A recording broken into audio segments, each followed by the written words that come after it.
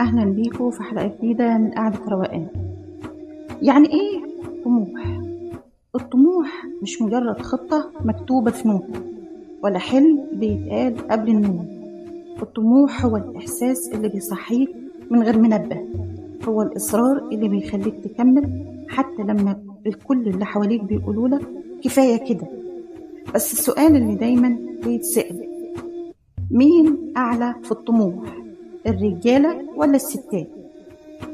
في ناس بتقول إن الراجل بطبيعته أكتر طموح، لأنه اتربى من هو صغير يسمع كلمة أنت لازم تكون راجل، كلمة شكلها بسيط بس وراها حمل كبير جدا.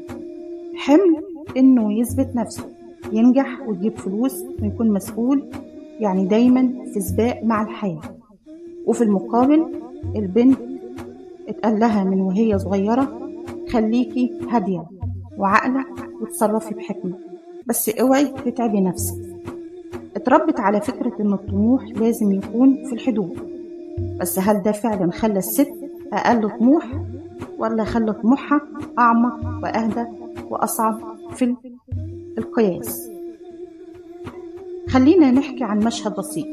في بنت قاعدة على مكتبها الساعة 2 بالليل بتراجع مشروعها لأول مرة قبل العرض الصبح، وفي راجل في نفس اللحظة بيشتغل في ورشة وبيحاول يظبط قطعة أخيرة قبل ما يسلمها الصبح.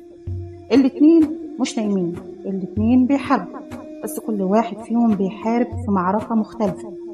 الراجل بيحارب علشان يثبت نفسه قدام المجتمع، والست بتحارب علشان تثبت إن ليها مكان أصلا في المعركة دي.